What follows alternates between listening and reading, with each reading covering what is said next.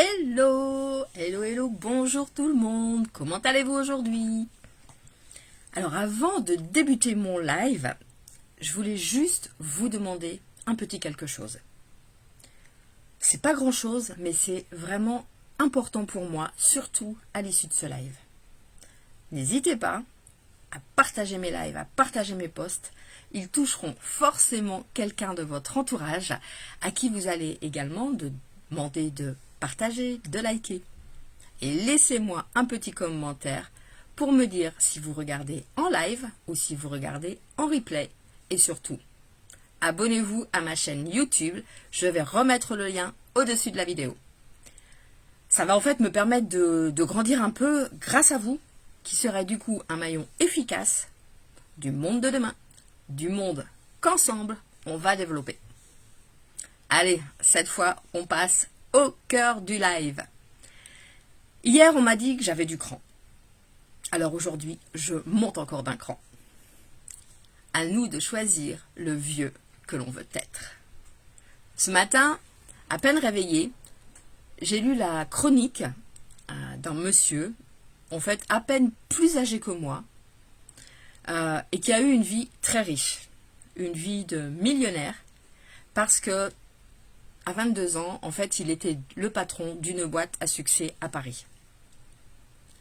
Alors, l'argent qu'il a gagné, l'utilisation qu'il en a fait, ne sont pas le sujet de mon propos d'aujourd'hui. D'ailleurs, il ne se plaignait pas du manque. Non. Il se plaignait plutôt de la place que notre société laisse aux vieux.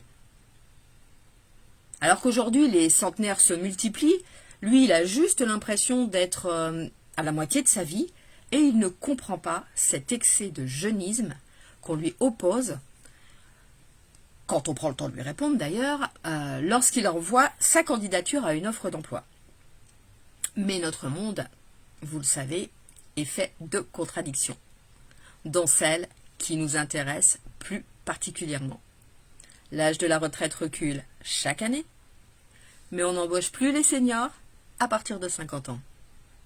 Alors je n'ai pas la carrure suffisamment large, ni les connaissances suffisantes pour entrer dans ce débat, mais ce qui m'a intéressé, c'est plutôt les réactions en dessous de son poste. Une jeune femme, sage et expérimentée, c'est ainsi qu'elle se qualifie, propose toute une liste d'adjectifs pour se définir et ne pas rester collée à l'image du vieux dans laquelle la société cherche à nous contraindre. Alors j'ai noté sa liste, je vais vous lire quelques-uns des mots qu'elle a choisis.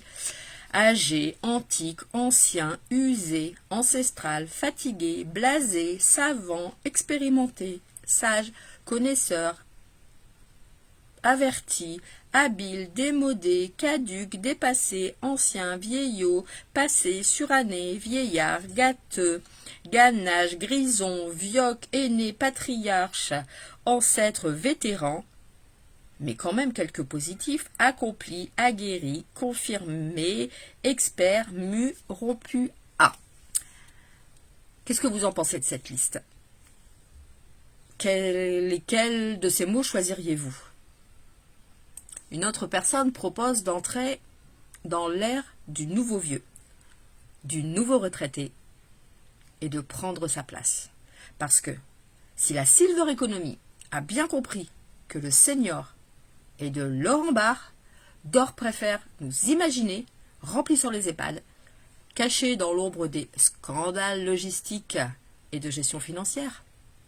Mais le monde de demain va devoir compter sur ces seniors, qui de plus en plus nombreux ont un rôle à jouer.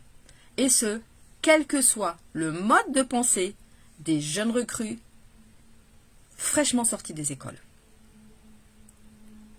Les seniors sont un puits de savoir. Ce savoir est né de l'expérience.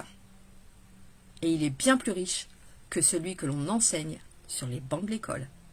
Tout simplement parce qu'il est la vraie vie. Un jour, un DRH, lorsque je travaillais à l'hôpital, m'a dit que j'étais une 68arde attardée.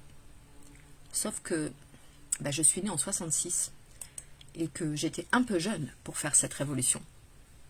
Il m'a dit ça juste parce que je refusais d'admettre que les patients du service dans lequel je travaillais, et qui certes, pour la plupart étaient en fin de vie, n'avaient plus d'envie et plus de rêve. Eh bien, croyez-moi, j'ai relevé son défi et j'ai gagné. Mais pour autant, je suis partie à la fin de mon contrat. Je suis allée voir ailleurs, là où on croyait encore à la vie, là où il y avait des valeurs humaines.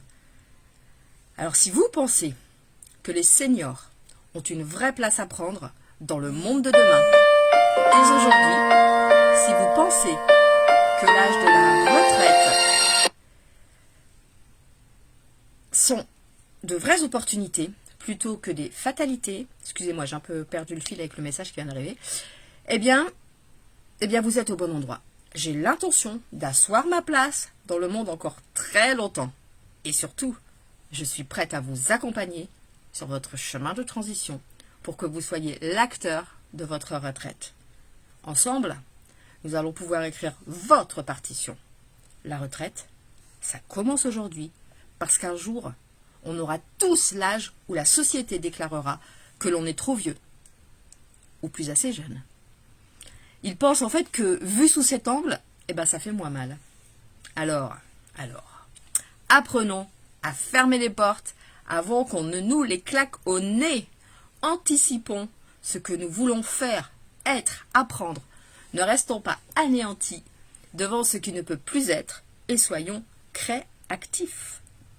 Écrivons la trame du chapitre suivant, voire du livre suivant, avant que notre vie soit totalement dans le brouillard, pour en devenir le chef d'orchestre et prendre la place dont nous rêvons. Alors j'entends déjà les critiques sur ce poste et les retours à la crise que nous traversons, mais si personne ne fait le choix de devenir ce qu'il veut pour le monde, le monde ne prendra jamais une direction qui nous convient. Ceux qui ont réussi ont essayé. Alors pourquoi pas vous ?